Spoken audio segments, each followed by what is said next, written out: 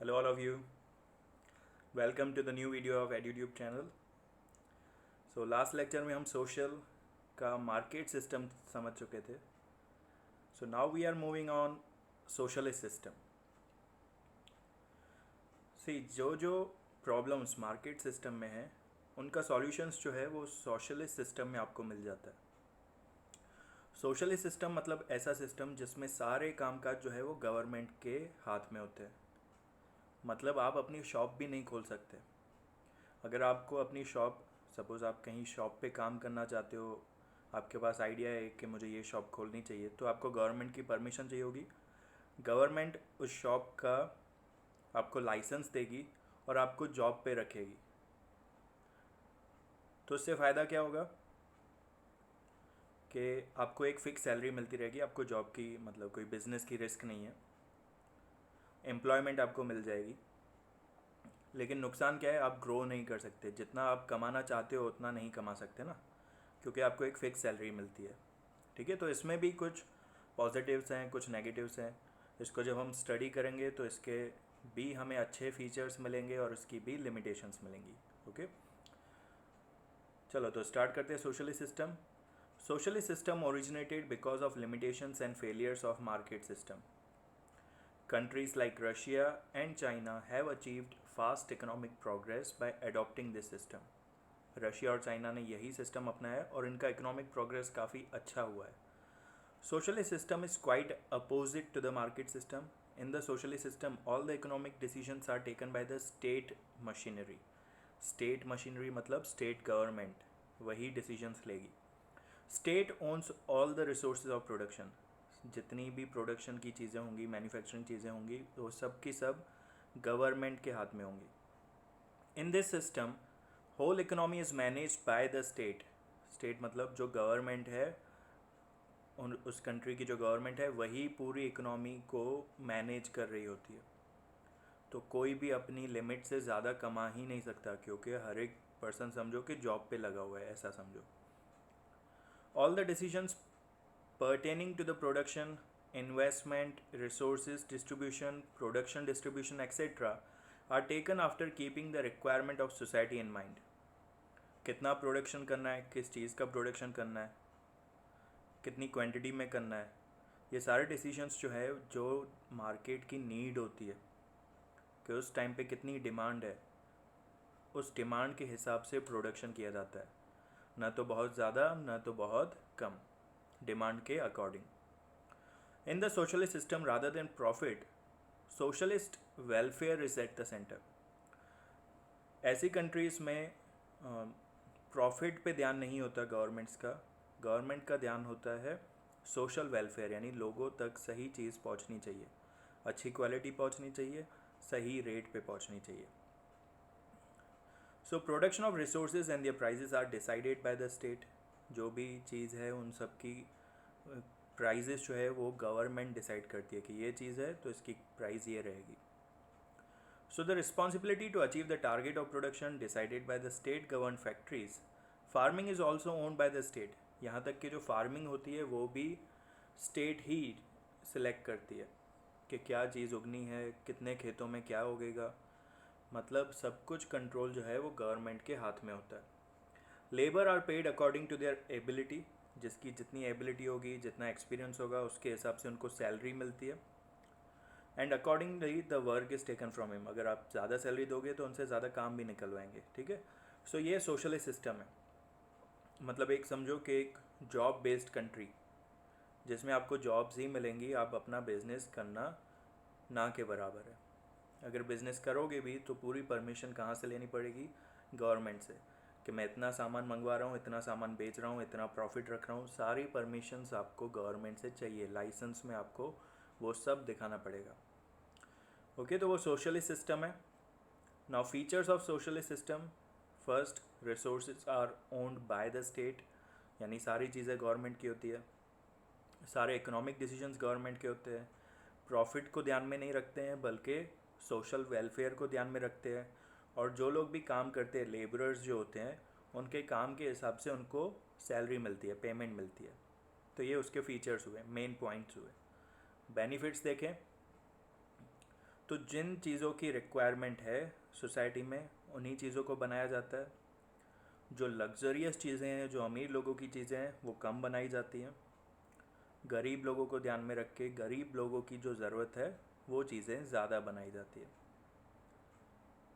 क्योंकि सारे decision state के पास हैं, गवर्नमेंट के पास है, तो गवर्नमेंट को ये भी पता है कि डिमांड कितनी है और हमें कितना सप्लाई करना है, कितना प्रोडक्शन करना है। तो जो प्रोडक्शन का वेस्टेज है वो बहुत कम हो जाता है। जो disparity of income and property होती है वो रिमूव हो जाती है कि अमीर जो है वो पैसा लगा के बहुत अमीर हो जाए, या गरीब जो है उसके पास पैसे ही नहीं है तो वो वैसा का वैसा रह जाए। ये जो डिस्पैरिटी होती है, डिफरेंस होता है इनकम में, वो हट गया क्योंकि सबको जॉब ही मिलनी है। अगर आपको ज़्यादा पैसे चाहिए तो ज़्यादा काम करो, अपनी एबिलिटी अच्छी करो। ओके। फोर्थ इसका जो अच्छी बात है, कंज्यूमर्स आर नॉट एक्सप्लॉइटेड।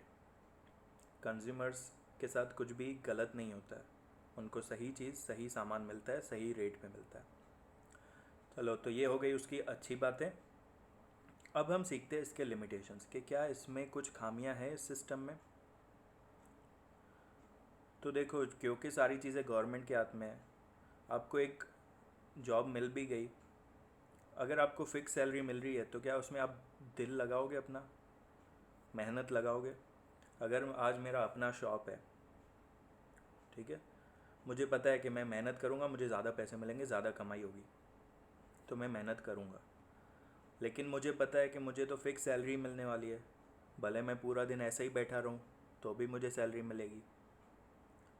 सामान चाहे 10 बिके, 50 बिके, 1000 बिके, 10 भी बिकेंगे तो भी मुझे उतनी सैलरी मिलेगी, 1000 बिकेंगे तो भी उतनी ही सैलरी मिलेगी। जब मुझे ऐसा पता है तो क्या मैं सामने से मेहनत करने की कोशिश करूँगा?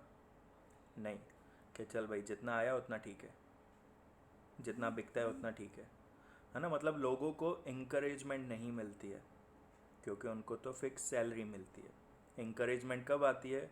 जब आपको ऐसा अपॉर्चुनिटी दिखे कि मैं ये करूँगा तो मुझे ज़्यादा पैसे मिलेंगे, मेरा बिजनेस ग्रो होगा, तो उनको वो इंकरेजमेंट कभी मिल ही नहीं पाती। कंपटीशन बिल्कुल भी नहीं है, उसी की वजह से research do not gate momentum in the economy. नई चीज़ों को मोमेंटम नहीं मिल पाता है। इंडिविजुअल फ्रीडम नहीं है। Because of complete interference of state there is fear of bureaucracy. ये तो क्या हुआ, लोगों पे अपना राज चलाना हुआ, है ना, कि किसी को भी अपनी तरीके से कोई काम करने को नहीं मिलेगा, बिजनेस करने को नहीं मिलेगा। तो एक टाइप का ब्यूरोक्रेसी हो गया, एक टाइप का शासन हो गया कि हमारे हिसाब से ही आपको चलना पड़ेगा। तो ये उसके कुछ लिमिटेशंस हैं। तो अब आपने देखा कि जो हमने कल मार्केट सिस्टम समझा था उसमें भी कुछ लिमिटेशंस हैं, आज जो हम सोशलिस्ट सिस्टम समझ रहे हैं उनमें भी लिमिटेशंस हैं। तो दोनों की कुछ अच्छी बातें हैं, दोनों की कुछ लिमिटेशंस भी हैं।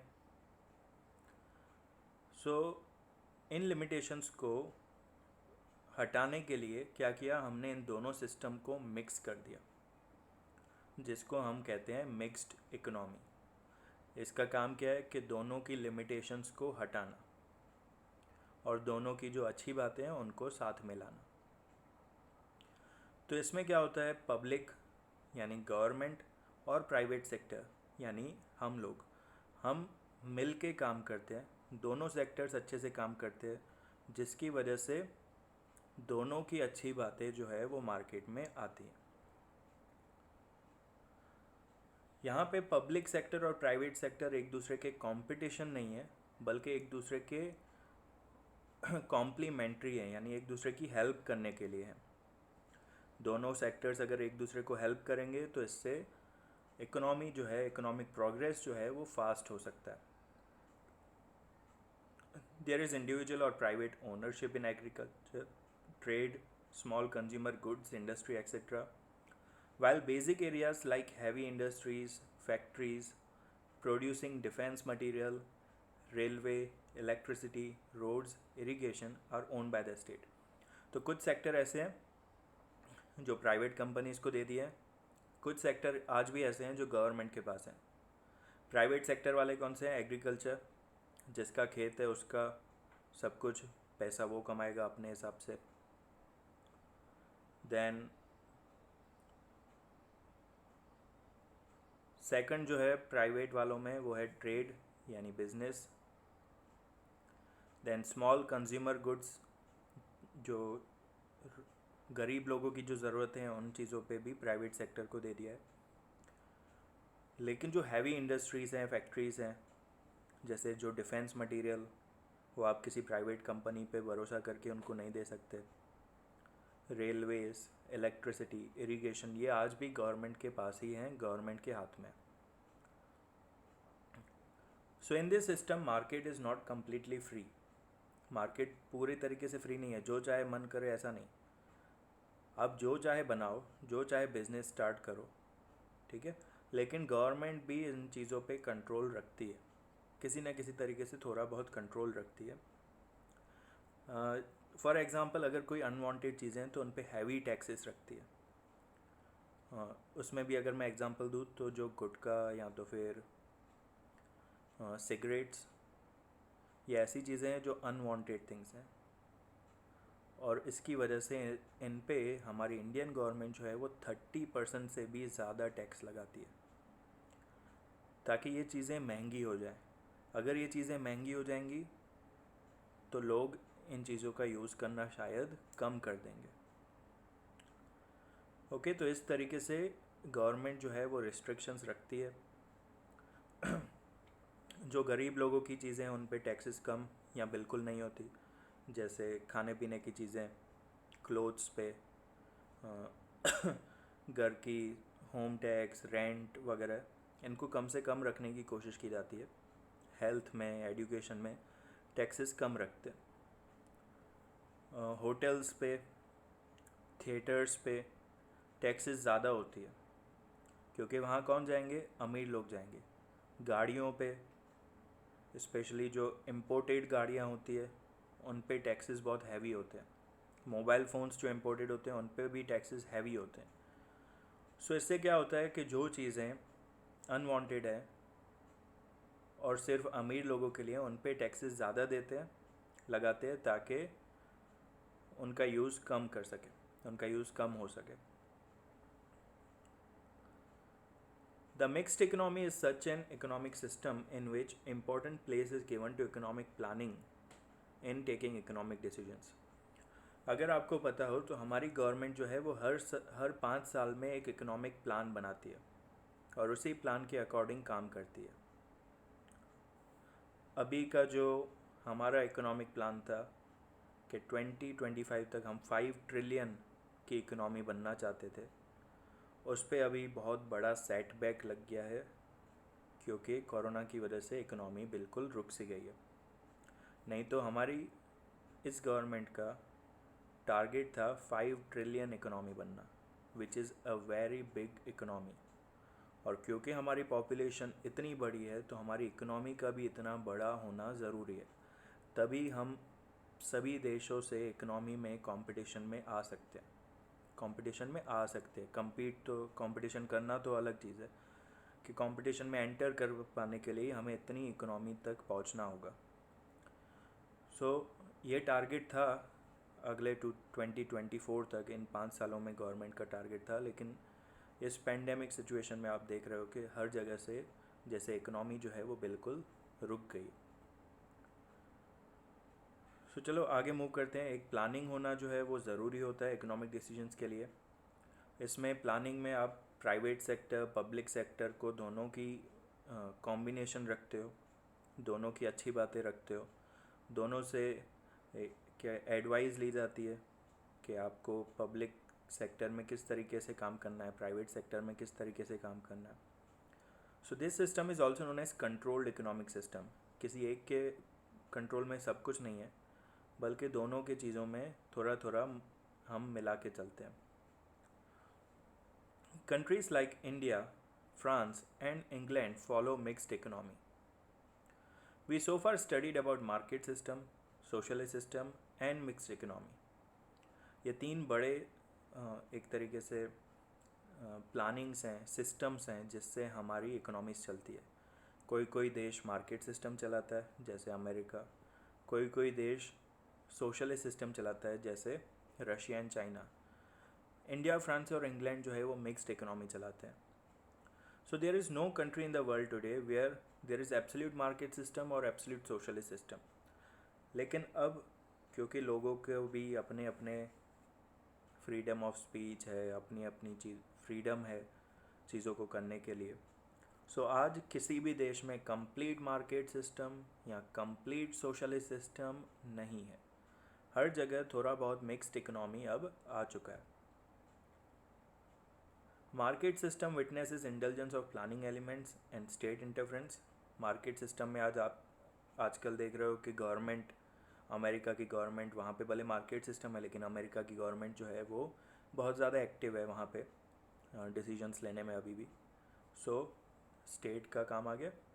और सोशलिस्ट सिस्टम में भी अब लोगों का दबाव है कि हम सिर्फ गवर्नमेंट के लिए काम नहीं कर सकते, हमारी एक फ्रीडम हमें मिलनी चाहिए ग्रो करने के लिए। सो इकोनॉमिक लिबरलाइजेशन, रिलैक्सेशन मिल रहा है सभी देशों में और लगभग सभी देश जो है वो अब मिक्स्ड इकोनॉमी की तरफ आगे बढ़ रहे हैं। बट डीमेरिट्स यानी लिमिटेशंस मिक्स्ड इकोनॉमी में भी हैं। इसमें भी थोड़े बहुत सेटबैक्स हैं, थोड़ी बहुत नेगेटिव पॉइंट्स हैं। For example, first one is economic instability. अगर कुछ ऐसी जैसे अभी आया कोरोना वायरस की वजह से इकोनॉमी रुक गई तो किस पे दोष दोगे? प्राइवेट सेक्टर पे, पब्लिक सेक्टर पे? कैसे संभालोगे? अगर पूरा मार्केट सिस्टम होता तो गवर्नमेंट बोलती आपका ही है, खुद का करो जो करना है, हम क्या कर सकते हैं, आपके डिसीजंस हैं। पूरा सोशलिस्ट सिस्टम होता तो लोग गवर्नमेंट पे चढ़ जाते कि बताओ अब क्या करें, हम कोरोना वायरस है, हमें पैसे नहीं मिल रहे, आप सैलरी देते रहो हमें, है ना, गवर्नमेंट से हम ऐसा कहते हैं। लेकिन क्योंकि मिक्स्ड इकोनॉमी है तो आप किसी पे भी दोष नहीं दे सकते ना। मार्केट सिस्टम होता तो गवर्नमेंट लोगों पे दोष देती क्योंकि वहाँ पे लोगों का राज है। सोशलिस्ट सिस्टम होता तो लोग गवर्नमेंट पे दोष देते, उनको बोलते कि अब हमें हमारी ज़िंदगी बचाओ, हमें संभालो, क्योंकि वहाँ पे गवर्नमेंट का राज है। लेकिन अब तो यहाँ पे दोनों तरफ है। सो इकोनॉमिक इंस्टेबिलिटी रहेगी। अगर कुछ ऐसी प्रॉब्लम्स आती है तो आप किसको पकड़ोगे, किसको देखोगे?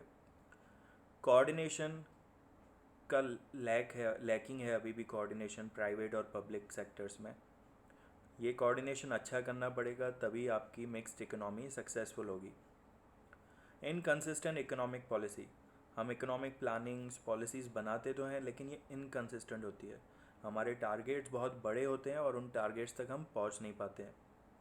और मिक्स्ड इकोनॉमी में हमने एक और बहुत बड़ी नेगेटिव पॉइंट ये देखी है कि इकोनॉमिक डेवलपमेंट फास्ट नहीं हो पाता है, इकोनॉमिक डेवलपमेंट स्लो हो जाता है इसमें।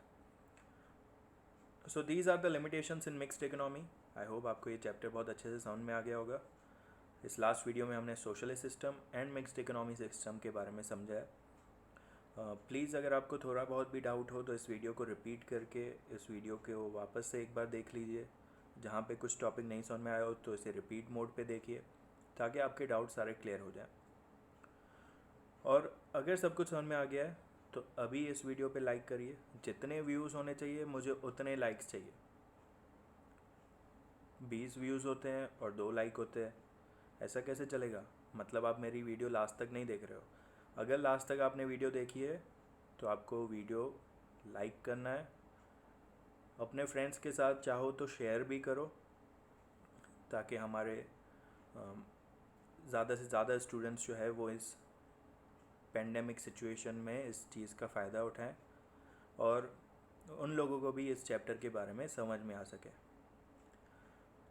एंड अगर अभी तक चैनल को सब्सक्राइब नहीं किया है, इतने सारे स्टूडेंट्स हो आप लोग, सब्सक्राइबर अभी भी इतने कम है, तो अगर सब्सक्राइब नहीं किया है तो प्लीज़ अभी सब्सक्राइब कर दो एंड बेल आइकन भी प्रेस कर दो ताकि जैसे ही वीडियो अपलोड हो तो आप तक नोटिफिकेशन पहुंच जाए।